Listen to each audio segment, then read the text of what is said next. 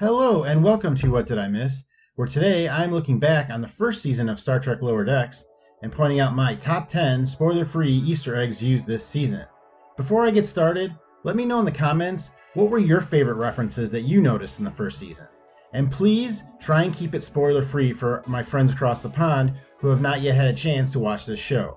I as well am going to try and keep my list as spoiler-free as possible by listing events that occurred but not within the context of the episode. Probably more so than any other iteration of Star Trek, the first season of Lower Decks was filled with callbacks and references to past events, people, and places that occurred within the franchise's storied history. Taking place after the events of The Next Generation put the crew of the Cerritos in a familiar environment while adding changes you would expect to see from a new show. But the many references that show up each episode are really what made the fans' hearts soar and become followers of the show early on. Here, I will go over some of my favorite moments, but if you have seen the season, I also recommend watching my playlist that goes over each episode. If this is your first time here, please hit that subscribe and like button as well so that you will be alerted when my new videos come out. This is What Did I Miss? That's more your specialty.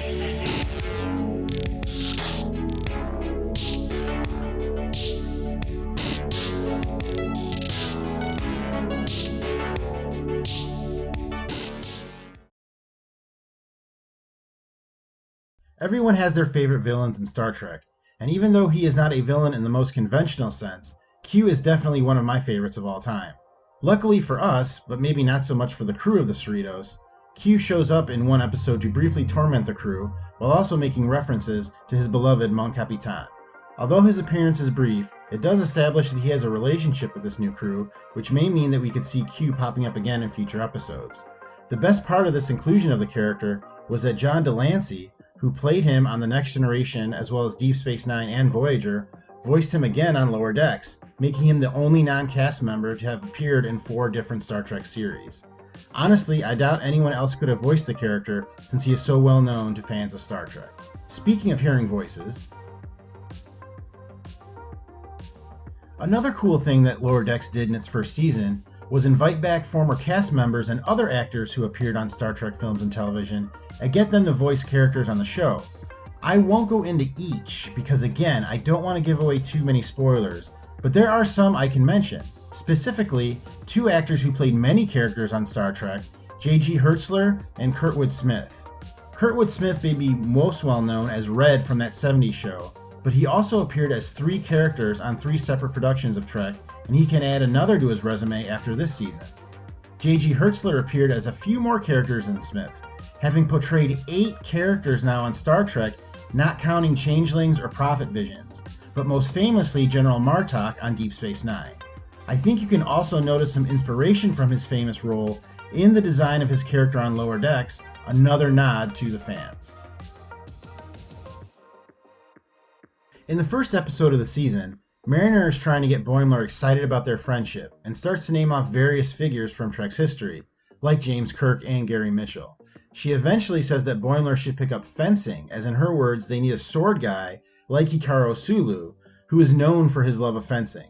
This is mostly because of a famous scene of him with a fencing sword in the first season episode of the original series named The Naked Time, but it was also referenced in the 2009 Star Trek movie. In the last episode of the season of Lower Decks, during a tense scene, we've seen that Boimler has in fact taken up a fencing sword and during the course of the season has picked up the art. So not only is this a reference to a famous scene from the original series, it is also a callback to a scene earlier in the season. Although Star Trek may be flush with episodic television shows right now, the movies are what really threw Star Trek into the zeitgeist in the 80s and 90s. And without their success, there may never have been a need for a show like Lower Decks or even The Next Generation. This show pays homage to this by devoting most of an episode to recreating some of the best moments in Trek films, in what plays out almost like a movie for the show itself. Everything from the title cards to the dialogue to the use of lens flares are love letters to these movies, as well as the impact they had on the fandom. The episode itself is one of the best of the season, and there is a substantial amount of character growth for each character in it, and definitely leaves you wanting to see a sequel. If the first season of Lower Decks had a mascot, it would have been Badgey. a character that quickly became one of the most popular to show up in any episode all year. While he is a character that is not specifically a reference to anything within the world of Star Trek, Badgey is a holodeck program that is created to help the crew. The reference, of course, is to Clippy, an animated icon that was designed as an Office Assistant user interface in Windows version 97 till 2003.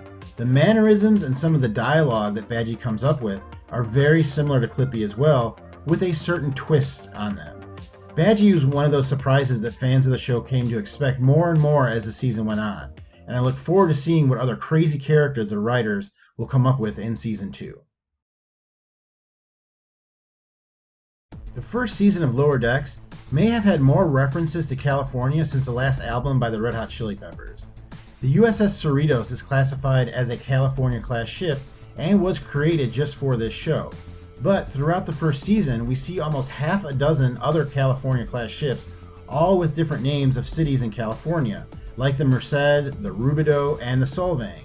Plus, the shuttles of these ships are all named after national parks in California, like the Yosemite and the Death Valley.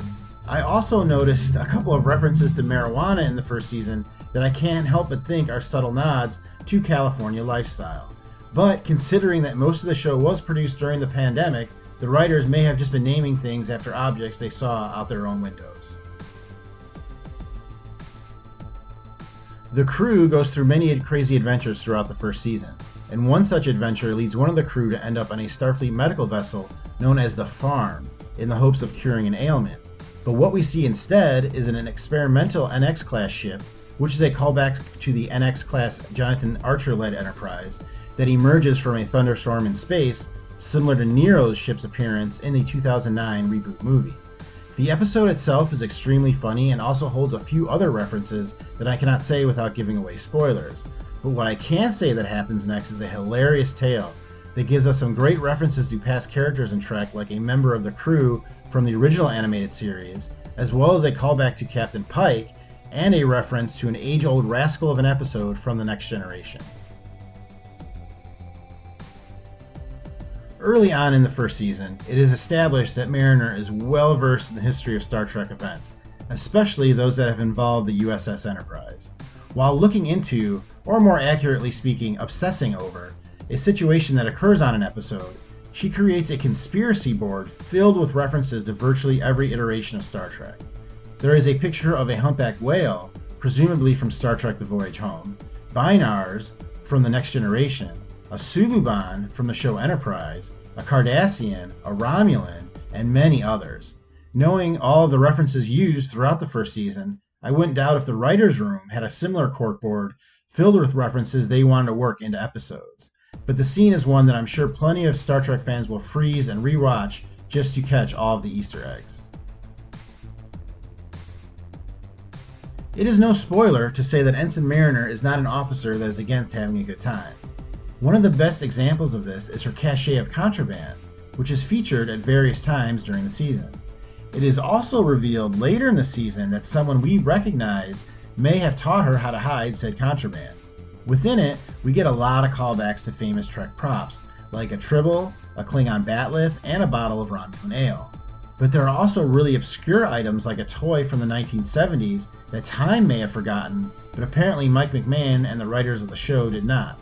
Adding little nuggets of fan service like this within the episodes is one of the things that viewers picked up on early and kept them sticking around until the end of the season.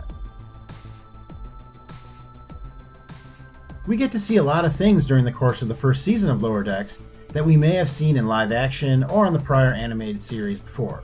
But there are a few times that we actually get to see things on a Star Trek show that were only mentioned in passing or happened off screen. Although this may be a borderline spoiler, I am confident in saying that the USS Titan is shown on screen for the first time this season, given how well received the scene was and how it was covered in the media. For those of you that are not aware of the ship, it is referenced in the movie Star Trek Nemesis as the ship that then Commander Riker is set to take command of. The design of the ship for the show is a near replica of the ship created by fan and designer Sean Tourangeau, whose design was chosen after a contest to be featured for a set of novels released after the movie Nemesis. I won't tell you anything else about the scene, but seeing the ship in action was one of the highlights of the season for me, and establishes that this show can bring things to life that maybe no other show could.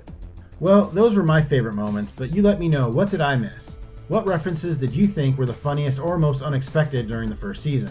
Also, if you are a fan of Star Trek Discovery, I'm now doing weekly videos for those episodes, and I will leave a link to those episodes down in the description. Thank you for joining me, and once again, please subscribe and like this video if you have not yet, and I will see you next time on What Did I Miss?